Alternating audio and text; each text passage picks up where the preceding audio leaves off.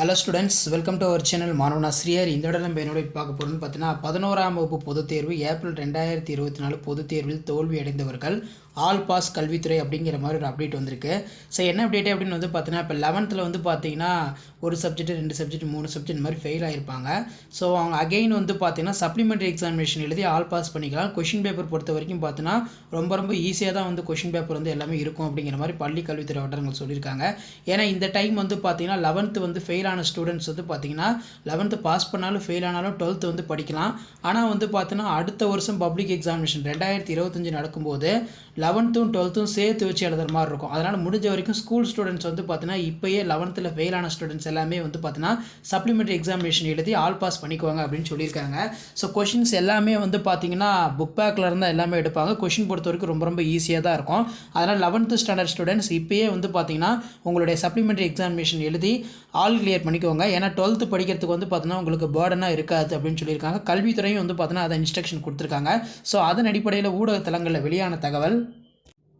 So இதான் வந்து பார்த்தீங்கன்னா அந்த update. Directorate of government examination Chennai higher secondary first year +1 examination supplementary examination July 2024 examination வந்து பார்த்தீங்கன்னா அதே டைமிங் தான் 10 மணிலேருந்து 1:15 வரைக்கும் நடக்கும். இப்போ வந்து பார்த்தீங்கன்னா டைம் டேபிள் வந்து கொடுத்துட்டாங்க. உங்களுக்கு வந்து பார்த்தீங்கன்னா ஜூலை 2ஆம் தேதி வந்து லாங்குவேஜ் வந்து நடக்கும். அதே மாதிரி 3ஆம் தேதி வந்து பார்த்தீங்கன்னா இங்கிலீஷ் வந்து பார்த்தீங்கன்னா நடக்கும்.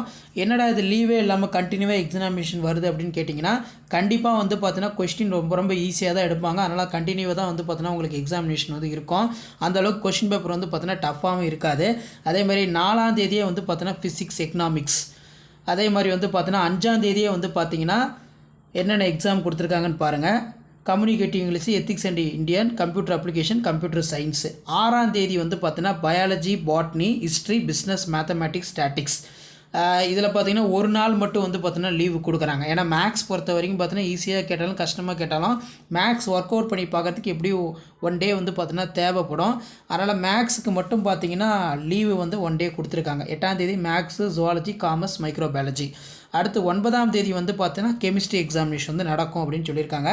ஸோ கண்டிப்பாக +1 ஸ்டூடெண்ட்ஸ் இந்த எக்ஸாமினேஷனில் எழுதி கண்டிப்பாக நீங்கள் பாஸ் பண்ணிடுங்க. ஜஸ்ட் நீங்கள் அதை அட்டன் பண்ணாலே போதும். நீங்கள் படித்த கொஷின்ஸ் எல்லாமே தான் வரும். மறக்காத வீடியோ ஃப்ரெண்ட்ஸுக்கு ஷேர் பண்ணுங்கள். மாணவன் ஆசிரியருக்கு சப்ஸ்கிரைப் பண்ணுங்கள். தேங்க்யூ.